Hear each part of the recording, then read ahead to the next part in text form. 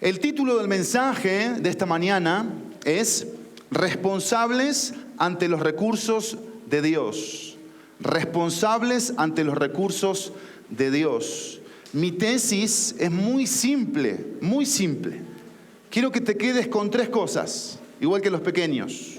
Primero, aprender a estar sometidos a Dios y dirigidos por Dios. Necesito ejercitar sumisión a Dios y dirección de Dios. Es lo primero. Lo segundo, quiero que aprendamos acerca de ser temerosos de Dios, responsables de sus recursos. Temerosos de Dios, que no es tenerle miedo, sino es respeto, y responsables de sus recursos. Y tercero, generosos como Dios y dar como Dios lo hace. Sometidos a Dios, temerosos a Dios y generosos como Dios es. Número 1, sumisión.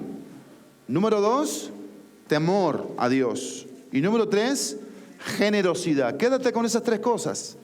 Ahora, yo quiero preguntarte en esta mañana, ¿te sientes bien con tus finanzas? ¿Te sientes bien? ¿Saben que las personas comúnmente cuando piensan en las finanzas piensan en 2 cosas? En 2 cosas. En cuánto tienen y en cómo hacer para generar más. Ahora, hoy tienes una perspectiva espiritual de los recursos materiales. ¿Has desarrollado internamente un pensamiento, un criterio de lo que Dios dice en su palabra? Vamos a empezar con lo siguiente. Salmo 24:1 dice así, estoy leyendo en la Nueva Biblia de las Américas. Salmo 24:1 dice: del Señor es la tierra y todo lo que hay en ella, el mundo y los que en él habitan. El Salmo 50:12, pero en la parte B del Salmo 50, dice: porque mío es el mundo y todo lo que en él hay. Ageo capítulo 2, versículo 8. Mía es la plata y mío es el oro, declara el Señor de los ejércitos. Levítico capítulo 25, versículo 23. Además, la tierra no se venderá en forma permanente, pues la tierra es mía, porque ustedes son solo extranjeros y peregrinos para conmigo. Pónmela en la traducción, nueva traducción viviente, este último versículo. Vean qué interesante cómo lo traduce la NTV, el de Levítico 25:23. Vean lo que dice, 25:23 de Levítico en la NTV.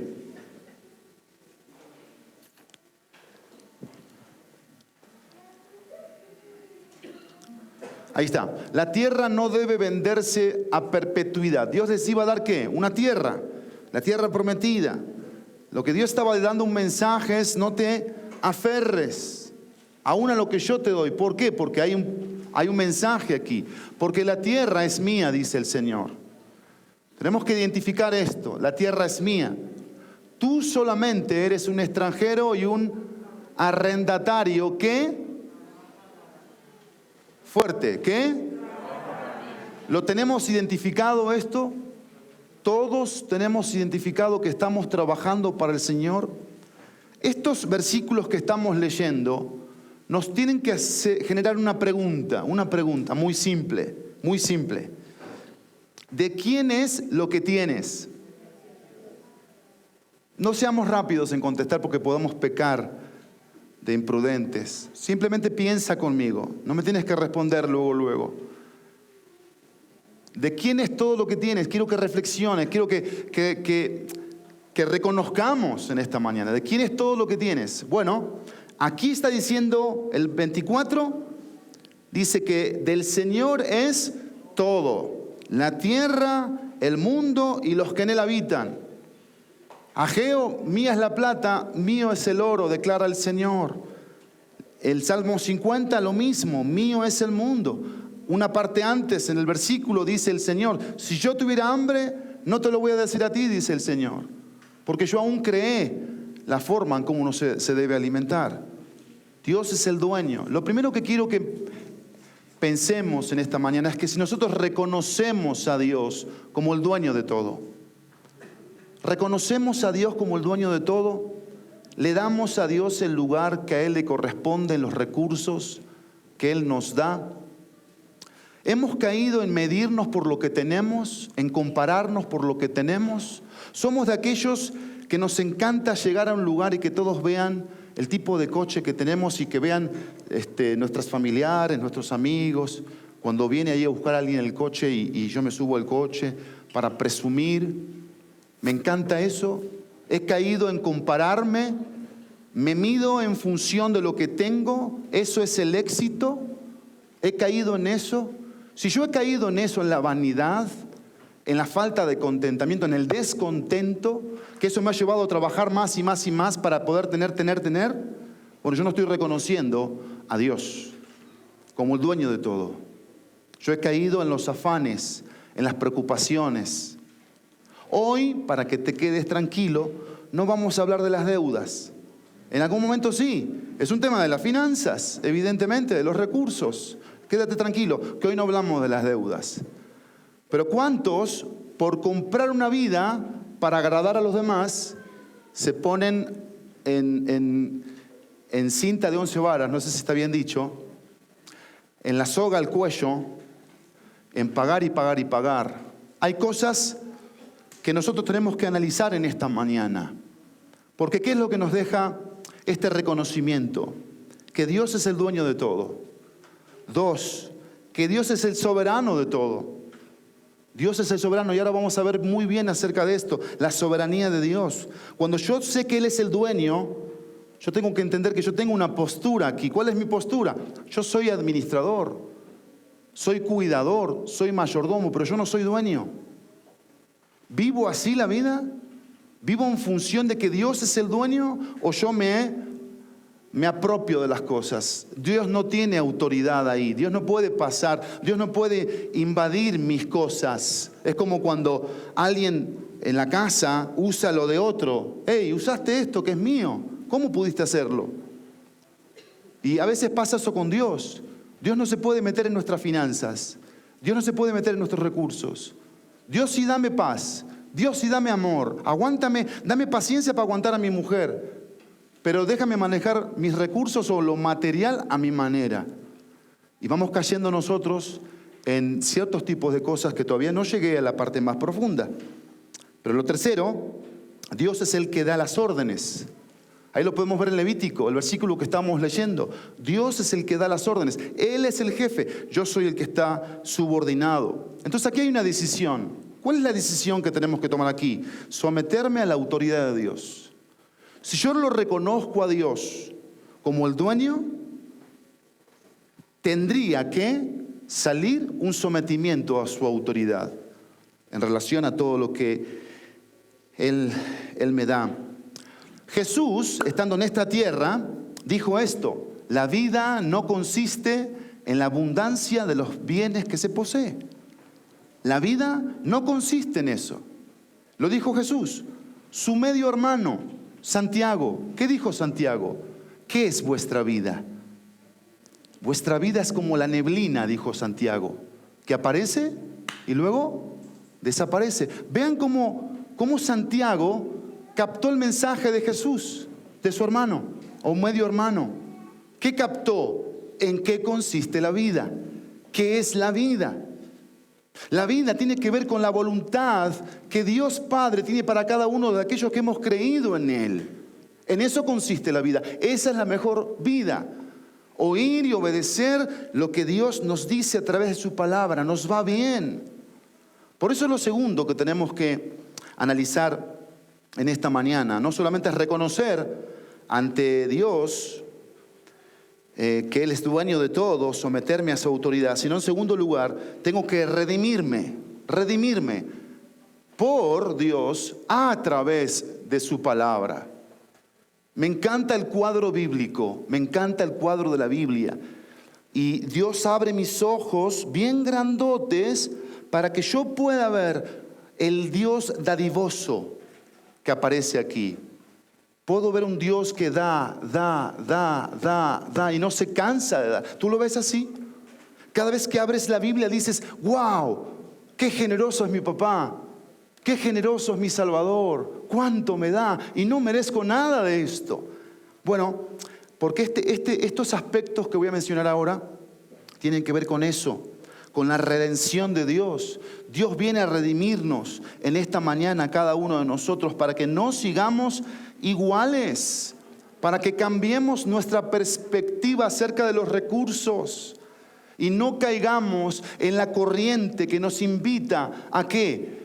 A ser deshonestos, a mentir, etc. Miren, algunos textos bíblicos que quiero que leamos. Ageo capítulo 1, versículos 5 y 6. Ageo está en el Antiguo Testamento, antes de Zacarías.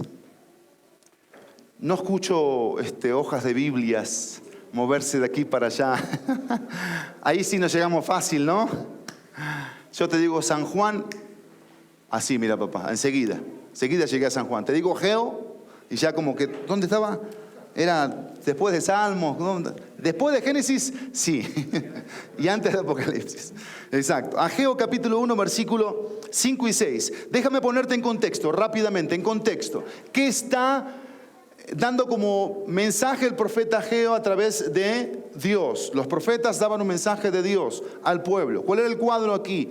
Dios estaba reclamándole al pueblo que el pueblo atesoraba casas lujosas y el templo del Señor se venía abajo, estaba destruido. Ese era el reclamo de parte de Dios a través del profeta. Vean lo que dice el versículo 5 y el versículo 6. Dice así: ahora pues, así dice el Señor de los ejércitos, consideren bien sus caminos. Siembran mucho, versículo 6, pero recogen poco. Comen, pero no hay suficiente para que se sacien. Beben, pero no hay suficiente para que se embriaguen. Se visten, pero nadie se calienta. Y el que recibe salario en bolsa rota. La última frase es: así como recibí mi quincena, así se fue. No me quedó nada y ya no tengo para la semana que sigue, para los camiones, para el agua, para esto, para aquello. ¿Por qué sucede esto? ¿Por qué no nos alcanza el dinero? ¿Por qué no nos alcanza el dinero? ¿Por qué no estamos contentos con los recursos? Vean aquí el mensaje del Señor. El mensaje del Señor es: tú y yo somos responsables de lo que nos sucede, de lo que nos pasa.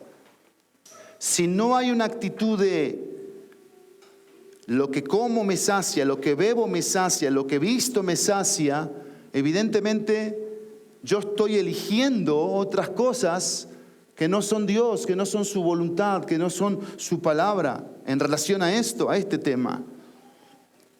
Y por eso esos peros aquí, esos peros son para que nosotros consideremos, como dice el versículo 5, consideremos, porque tenemos que ser redimidos. Si en esta mañana pusiéramos un texto bíblico que nos habla del verdadero problema del dinero, es 1 Timoteo, capítulo 6.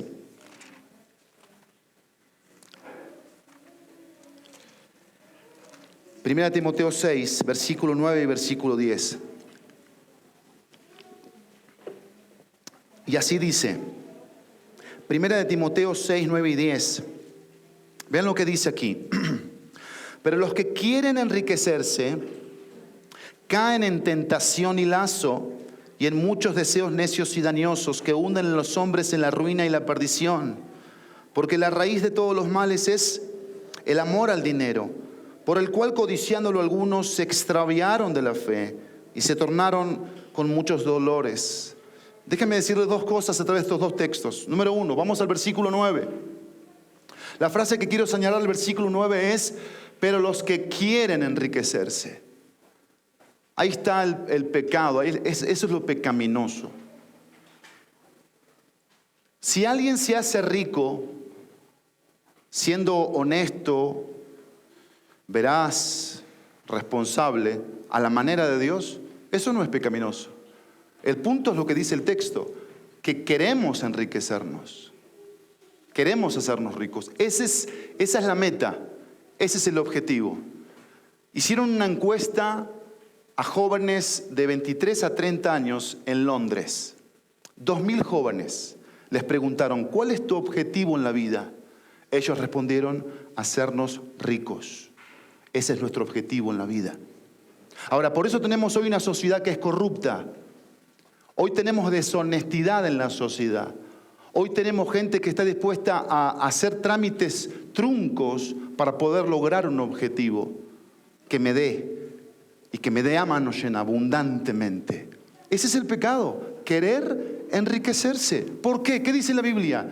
Caen en tentación y en lazo y en muchos deseos engañosos, dice la Biblia, dañosos que hunden a los hombres en la ruina y la perdición. Y el versículo 10 va a hablar de la raíz. ¿Cuál es la raíz? El amor al dinero. ¿Por qué dice la Biblia que el amor al dinero es la raíz de todos los males? ¿Por qué? ¿Alguien me puede decir? Muy bien, sacas a Dios de la ecuación. Y si pensáramos un poco, ¿qué habló Jesús en relación a eso? Gracias por decirlo. ¿Qué dijo Jesús en relación a eso?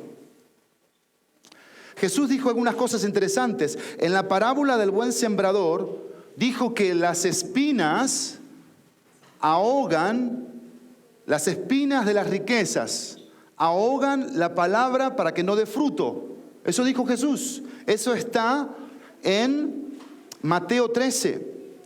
Después en Lucas, capítulo 18, habla del joven rico. Un joven que viene a Jesús y le dice, maestro bueno, ¿qué necesito hacer para heredar la vida eterna? Y Jesús, ¿qué le dice? ¿Sabes los mandamientos? Sí, y se los dijo, todos juntos.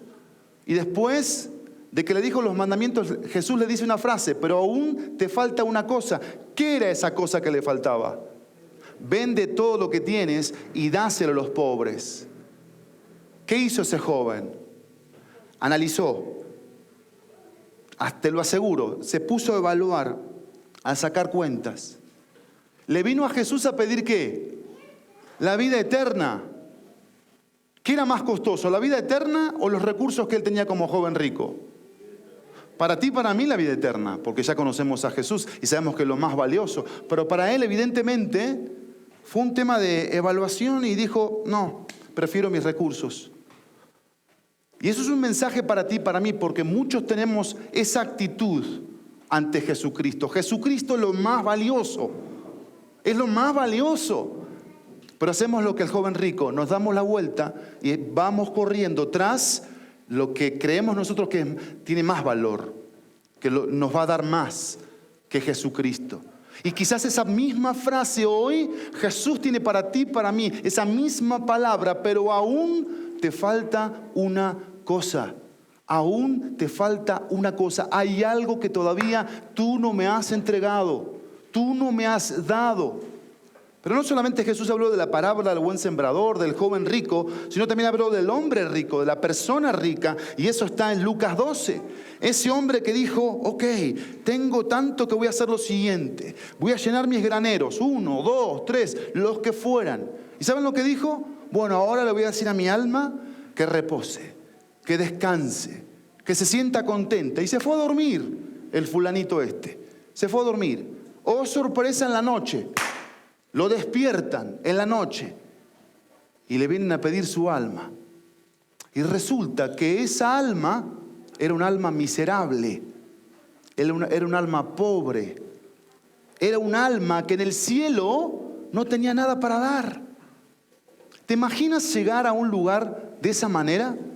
A el lugar donde está toda la abundancia posible que tú te puedas imaginar. Si ya has estado en lugares donde hay abundancia, bueno, el cielo es 1 millón, 10 millones, 100 millones más abundante, y tú llegas con miseria, con miseria. Bueno, Jesús está hablando de eso aquí. Cuando nosotros ponemos el corazón en las riquezas, en querernos enriquecer, esa es la meta, ese es el objetivo. Quiero que entiendas algo. Un corazón que decide enriquecerse es un corazón que es desleal a Dios. Es desleal.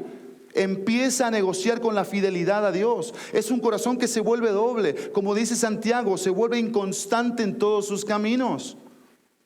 Sí cree en Dios, pero no en su totalidad, porque las riquezas, porque el dinero, porque los recursos tienen parte muy importante en su vida.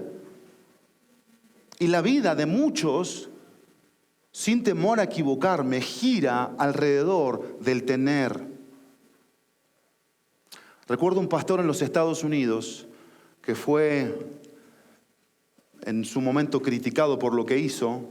Él pastoreaba una iglesia de buenos recursos económicos y en un momento el Espíritu Santo lo movió a poner una palabrita en todos lados, en las puertas de las casas, en los coches, en todo lo que sea terrenal, y ponía esta palabrita: temporal, temporal, temporal, temporal.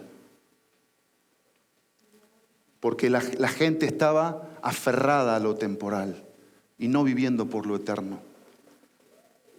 La primera aquí cosa que tienes que entender es que yo no necesito más para ser feliz. No necesito más para ser feliz. Tenemos un gran problema en esta generación de descontento. De descontento. Ya no es un tema de juguetes, ya no es un tema de coches, de casas. Es un tema del corazón. No es la casa, no es el coche, no es los juguetes, no son las vacaciones. Es un tema del corazón, de codicia, de avaricia, de materialismo.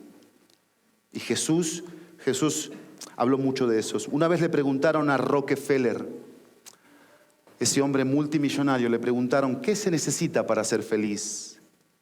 Y él contestó lo siguiente: un poco más de lo que se tiene. Un poco más de lo que se tiene.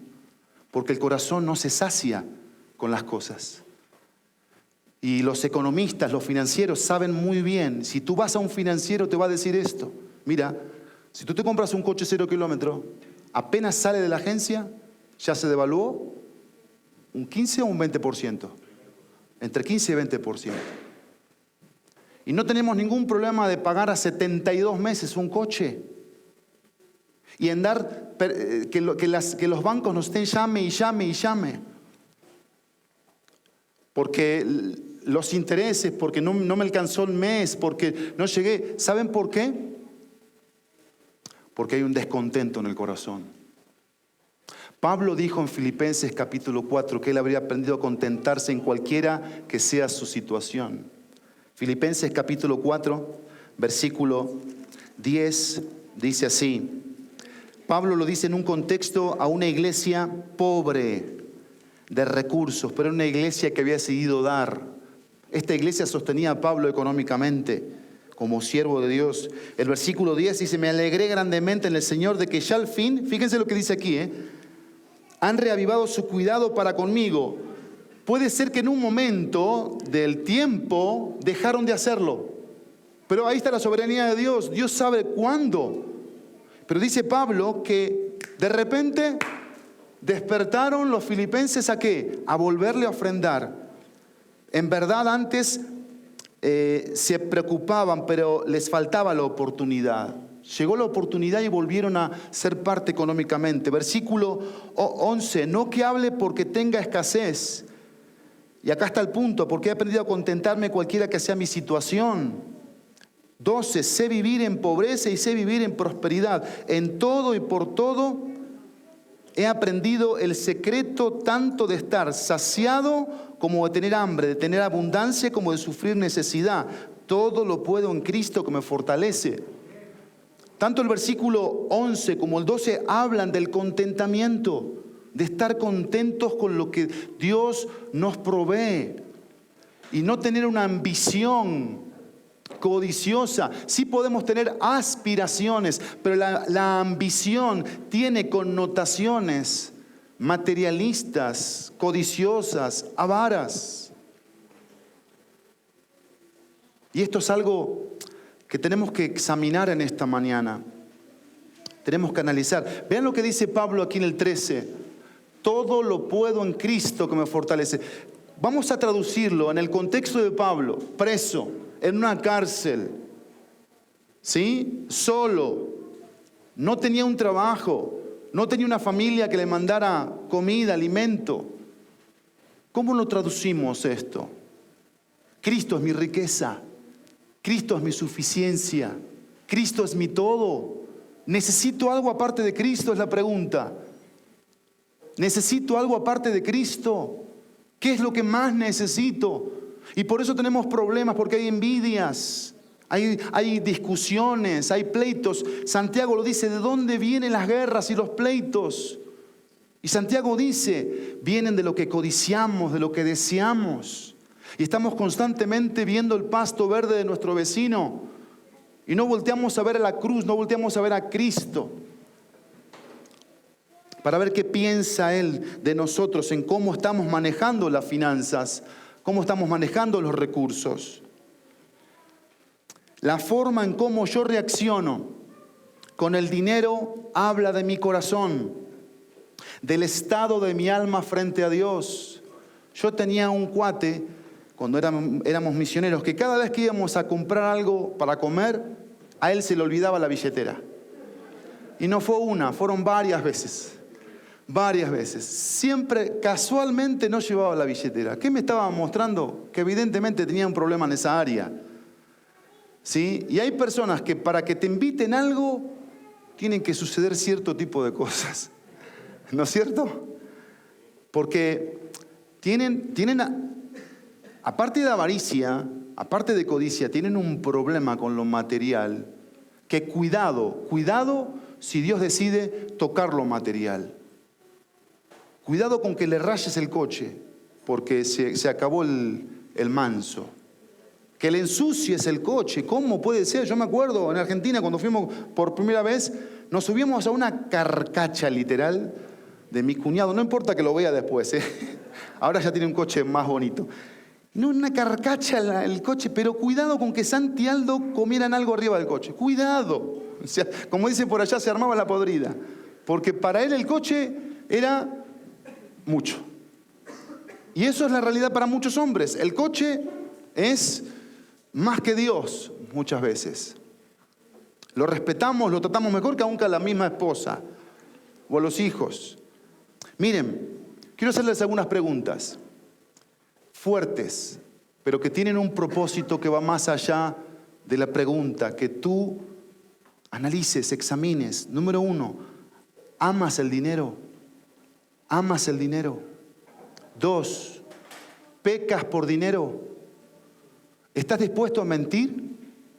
¿Estás dispuesto a agarrar un contrato de compra y venta y arreglarlo a tu conveniencia para ganar más dinero? ¿Falsificar cosas? ¿Estás dispuesto a decir que está el costo cuando no está el costo? Y tú dices que está el costo, mintiéndole a la persona, vendiendo un producto que dices que está el costo, pero es mucho más barato que el costo.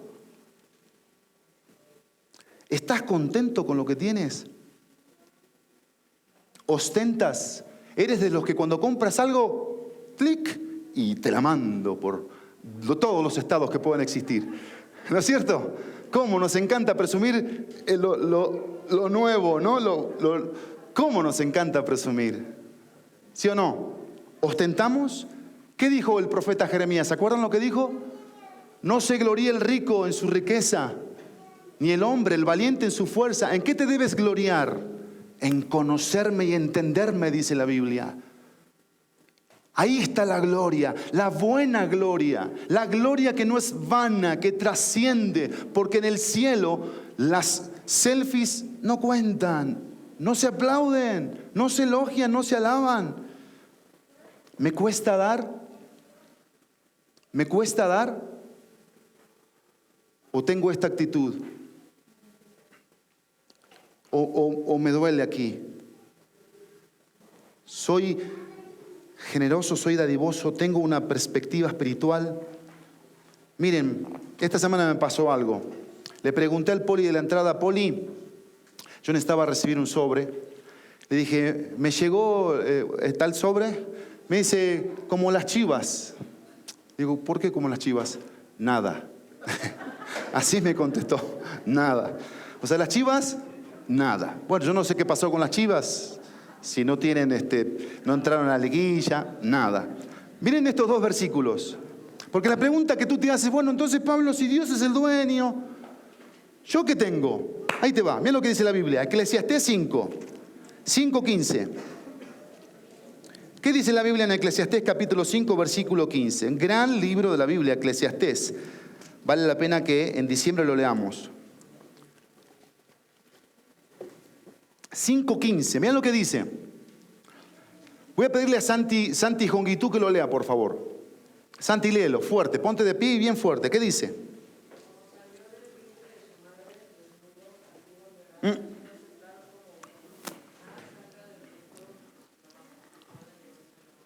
Gracias, Santi. ¿Qué te dice ese versículo, Santi?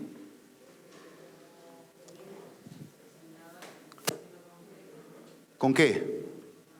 Con nada. Ahora, por favor, voy a pedirle aquí a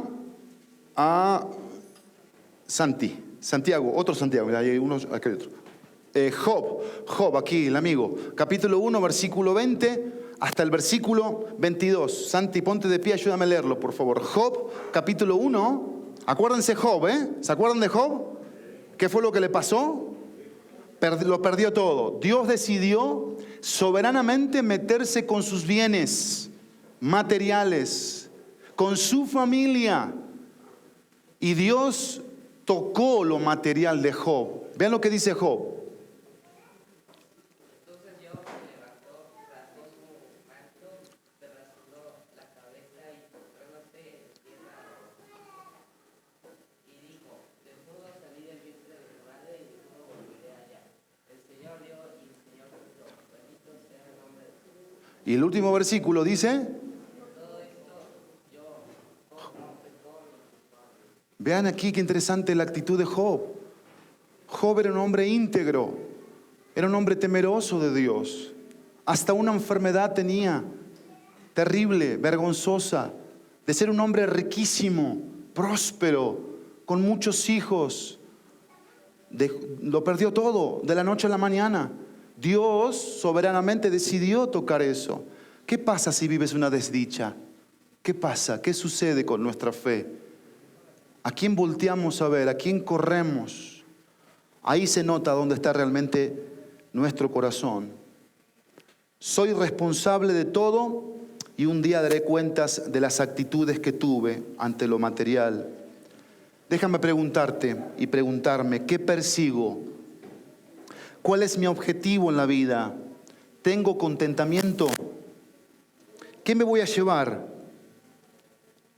¿Qué destino espiritual le voy a dar a los recursos de Dios? Un hombre rico, esto es una historia ilustrativa, no es una historia real, pero vale la pena contarla.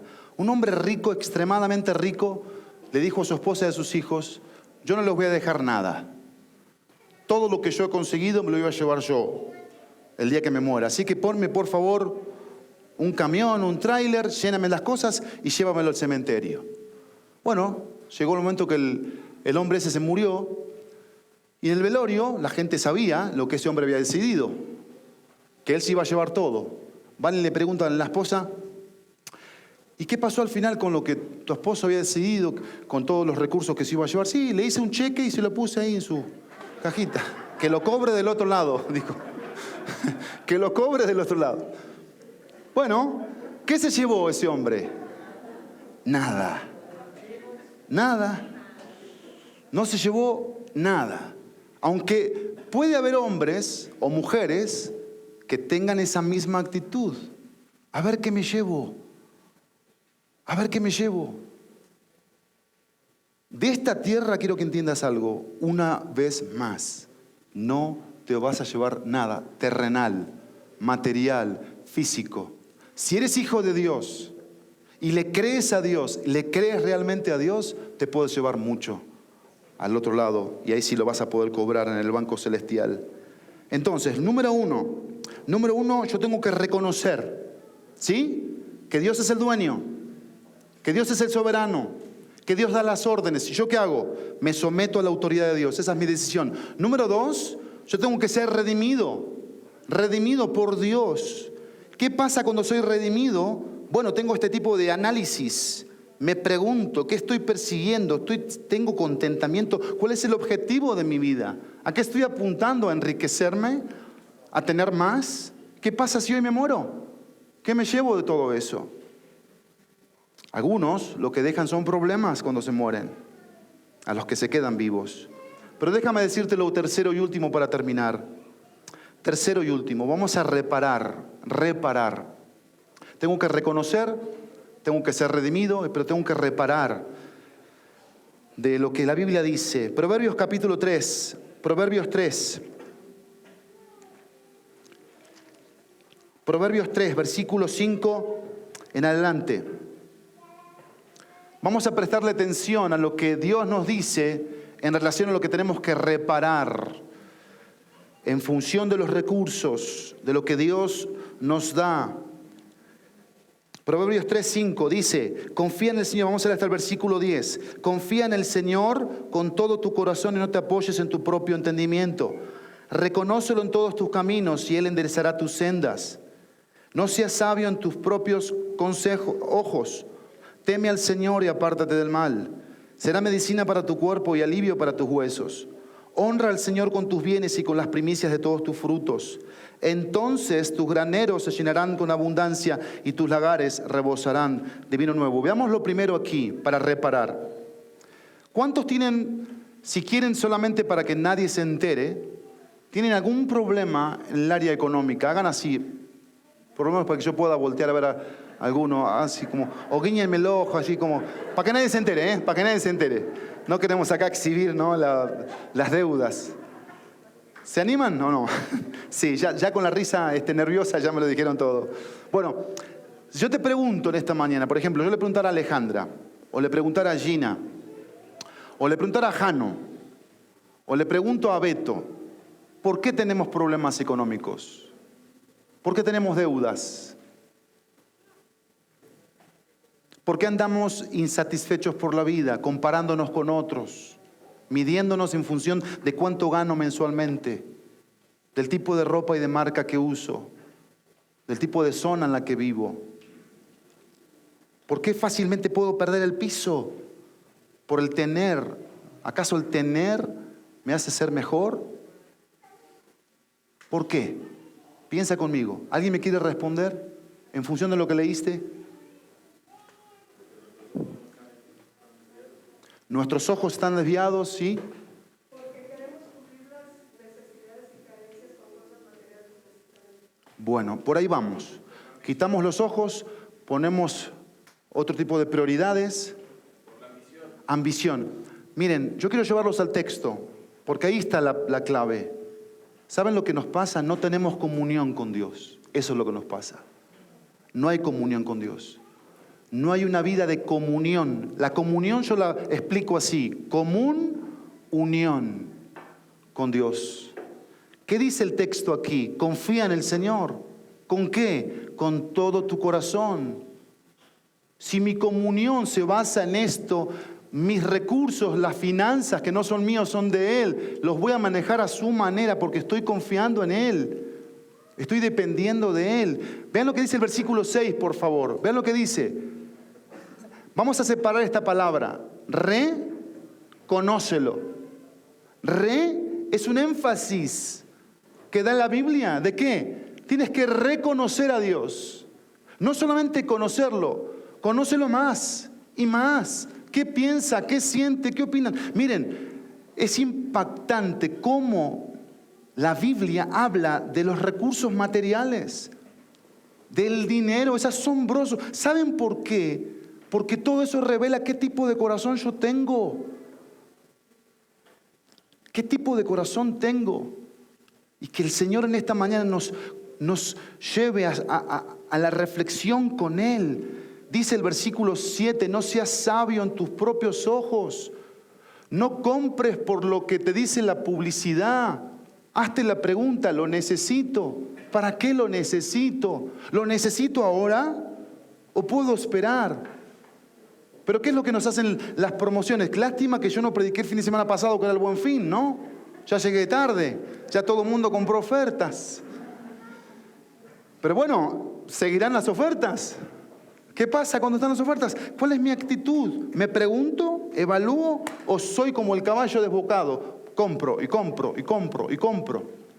Soy comprador o compradora compulsiva.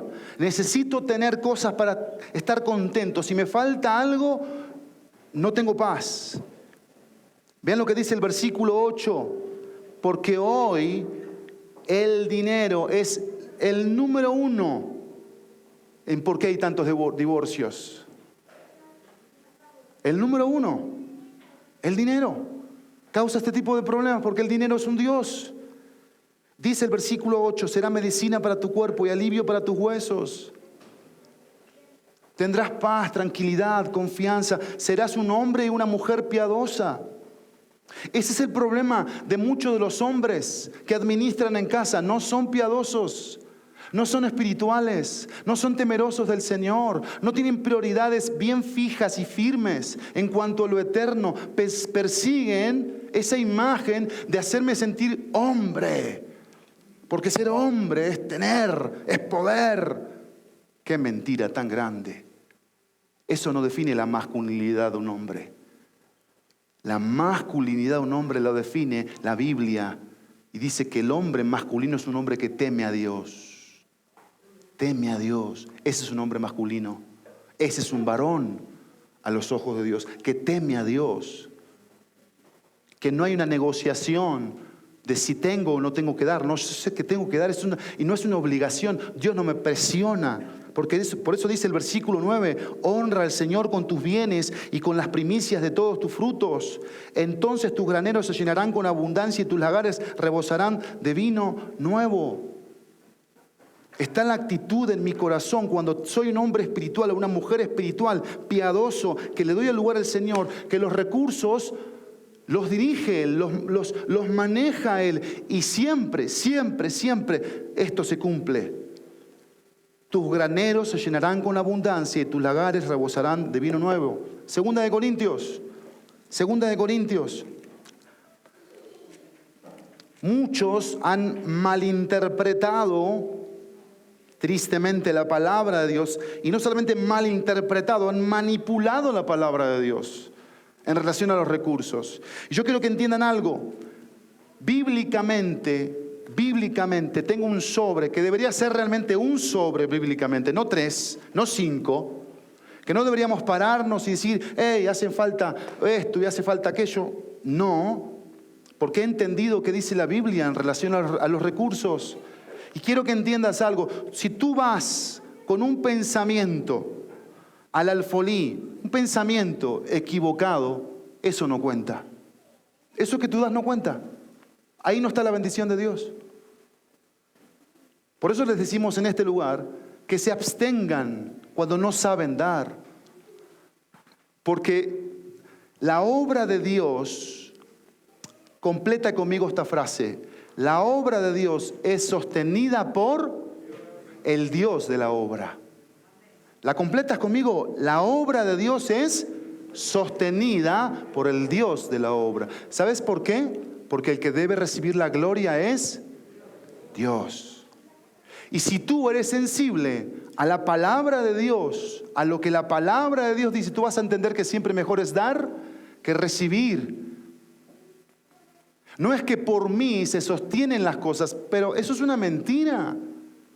Yo no sostengo nada, yo soy el sostenido. Dios es el que me sostiene. Y tenemos que tener esa actitud, esa madurez, ese pensamiento, esa disciplina. Segunda de Corintios 9:6 dice, ¿estamos ahí? Segunda de Corintios 9:6, pero esto digo, el que siembra escasamente también segará, y el que siembra abundantemente también segará. Que cada uno dé como propuso en su corazón, no de mala gana ni por obligación. Esto es importante que Pablo lo mencionó por el Espíritu Santo. ¿Por qué dice ni por obligación? ¿Por qué creen que dice eso?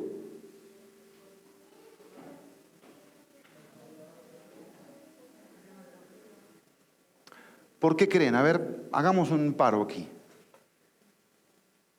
Ve la Biblia. ¿Por qué crees que dice no por obligación?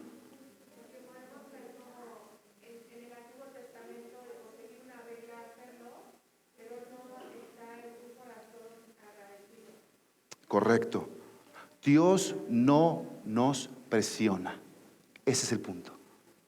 Dios no te presiona. Quiero que entendamos aquí algo. Dios no nos necesita a nosotros. Nosotros necesitamos a Dios.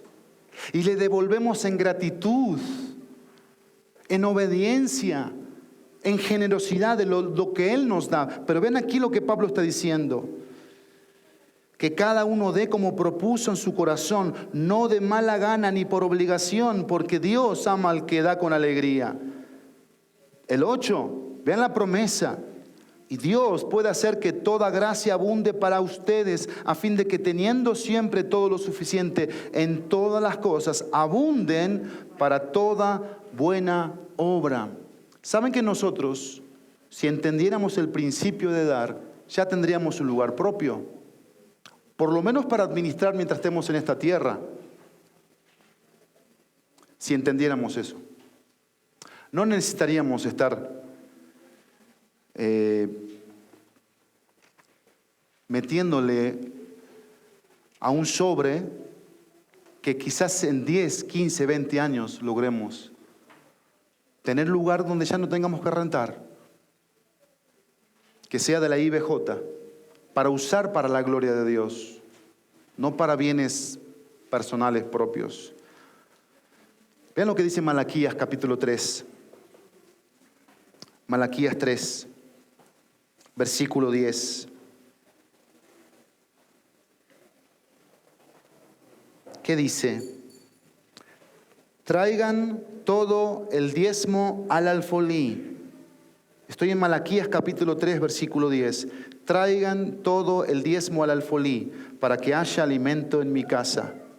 Y pónganme ahora a prueba en esto, dice el Señor de los ejércitos. Si no les abro las ventanas de los cielos y derramo para ustedes bendición hasta que sobreabunde. Esto es un principio que no está desconectado de la Biblia. Y esto comienza en Deuteronomio, cuando habla de indefectiblemente diezmarás por temor a Dios, porque la causa de raíz del diezmo no es el diezmo, sino el temor a Dios. Y Dios dice esto: Pablo, yo te doy 10 centavos. 1 centavo lo apartas para mí, con 3 propósitos. 3 propósitos: sostener la obra del Señor, dar para los necesitados, y el tercero es para poner a prueba al Señor. Poner a prueba al Señor. ¿Quiénes son los que ponen a prueba al Señor? Pregunto, según este texto. ¿Quiénes son los que ponen a prueba al Señor? Y si Él me da 10 centavos, yo aparto 1. ¿Quiénes son? ¿Cómo? Ahí escuché. ¿Quiénes son los que ponen a prueba al Señor en ese principio? No, los que creen. Si tú pones a prueba al Señor y apartas lo que Él te dice que apartes, tú le estás creyendo, porque haces lo que Él te está diciendo. ¿Qué dice aquí? ¿Qué dice el texto, Elba? Porque quizás lo estás entendiendo mal. A ver, o yo lo estoy entendiendo mal. ¿Qué dice? Traigan todo el diezmo al alfolí. ¿Y después qué dice? Para que haya alimento en mi casa. O sea, el propósito del traer. ¿Hay un propósito? Sí. Dios no persigue propósitos que no sean eternos. ¿Estamos bien? Pero después te da la razón. ¿Qué dice el versículo? Y pónganme ahora a prueba en esto. Si yo le creo a Él, ¿qué voy a hacer? Voy a apartar mi centavito de esos 10 que Él me dio. Si yo le creo. Porque el punto aquí, si yo quiero terminar, y voy a terminar, el punto aquí es, ¿le creo o no le creo? Ese es el punto. Sí, Luis, adelante.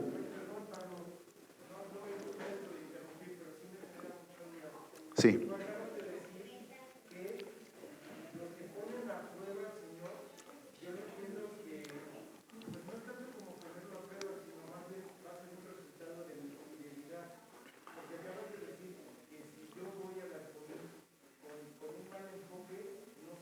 Ajá.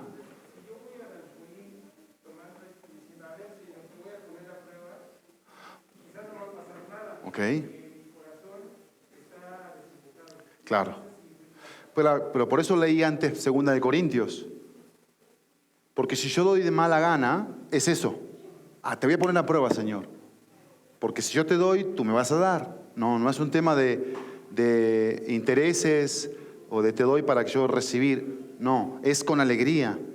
Es con entendimiento, no es soborno. El punto aquí del versículo 10 es ponerlo a prueba desde el fundamento del temor a Dios. De creerle realmente a Dios. No de ponerlo a prueba a ver si dices ser lo que eres. No es eso. Eso es una mala actitud que evidentemente no es espiritual. Puede pasar, pero eso no es lo que estoy diciendo, ni lo que el texto dice, ni mucho menos lo que Dios quiere que entendamos. Terminemos. Déjenme leer 1 Corintios capítulo 4, versículo 2, y luego con Crónicas y termino con eso. Dice, 1 Corintios 4, 2. Ahora bien, 1 Corintios 4, 2. Ahora bien, lo que se requiere además de los administradores, ¿qué se requiere? Que cada uno sea hallado fiel. Como administrador de Dios, de los recursos de Dios, tengo que ser fiel a lo que Él me enseña a través de toda la Biblia, y es lo que hemos hecho en esta mañana. Vean lo que dice 1 Crónicas para terminar.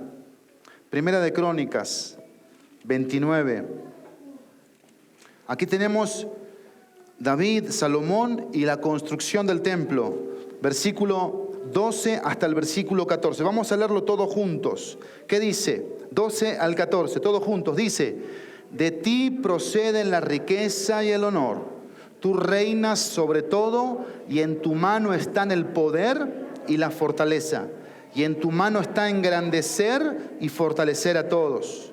Ahora pues, Dios nuestro, te damos gracias y alabamos tu glorioso nombre. Pero, ¿quién soy yo y quién es mi pueblo para que podamos ofrecer tan generosamente todo esto? Porque de ti proceden todas las cosas y de lo recibido de tu mano te damos. Yo aquí encuentro el principio final para reparar, y es el principio del amor.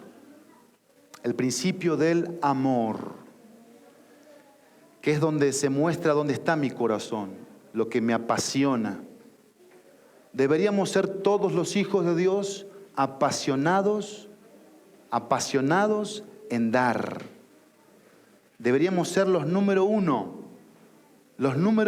que cuando hay una necesidad, yo quiero responder a esa necesidad. Yo quiero suplir esa necesidad. Y no siempre la necesidad tiene que ver con recursos económicos. Tiempo, abrazos, atención, escuchar a alguien, visitar. Mira, con que solo yo te voy a pedir esto. Pastor, ¿y usted qué me pediría a mí? Con que tengas una comunión todos los días con el Padre y con el Señor Jesús, me basta y me sobra. Vuélvete un apasionado por el Señor, por su palabra, por su presencia. Eso te va a llevar a ser lo que Dios quiere que seas. Así que reparo mi confianza en el Señor, reparo mi comunión con el Señor, reparo mi contribución al Señor, reparo mi compromiso con el Señor. Compromiso. Mi esposa y yo somos apasionados. Un domingo yo pregunté, hace muchos años, ¿cómo describirías a tu padre? Y me acerqué a varios jovencitos. Me acuerdo patente que me acerqué a Regina y Regina dijo exigente. ¿Te acuerdas, Regina? Exigente. Y Aldo dijo, ese día quería que me preguntes y no me preguntaste. Pues le dije, bueno, igual no tenía miedo de que digas algo. Bueno, ¿y qué ibas a decir? Apasionado, expresivo, entusiasta. Somos muy apasionados. Una de las cosas que nos apasiona a mi esposa y a mí, ¿adivinan qué es? A ver quién puede adivinar.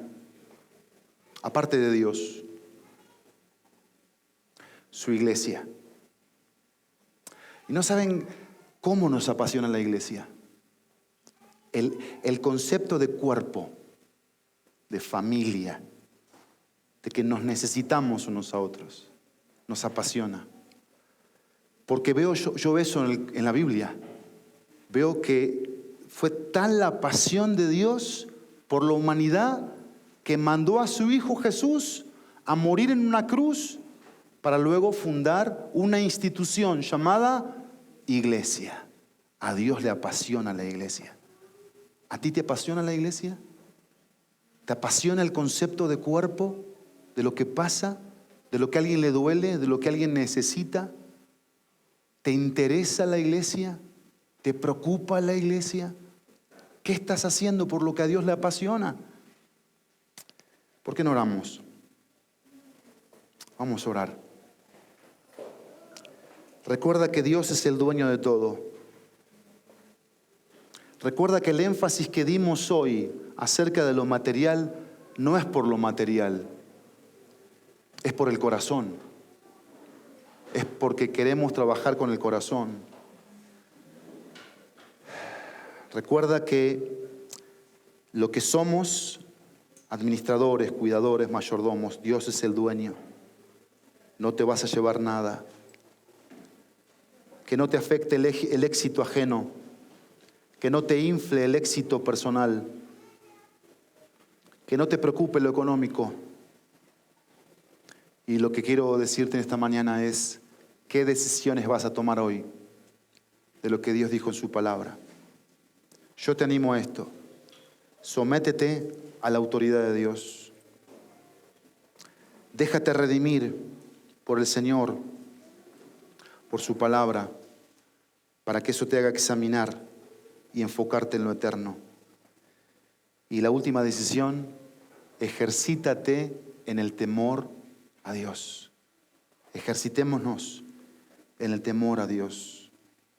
Padre, gracias por tu palabra y gracias por regalarnos verdades que nos hacen ver tu corazón, Dios.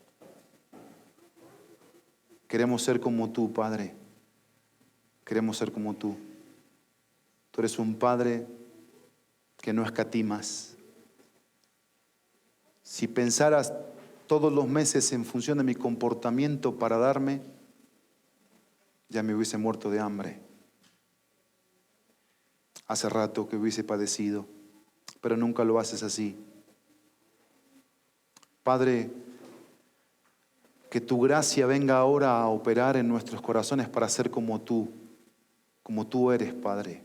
No queremos imitar ninguna religión, no queremos compararnos con ninguna iglesia. Queremos ver lo que tú dices, queremos creerlo y queremos hacerlo. Y descansar, Dios, en la obediencia, en que cuando somos obedientes, tenemos tu bendición. Tenemos tu bendición. Gracias te doy, Dios, porque tu Espíritu Santo va a tomar esta palabra y la va a llevar a todos los corazones aquí presentes, para que tomemos decisiones para tu gloria y tu honra. En el precioso y poderoso nombre de Jesús. Amén y amén.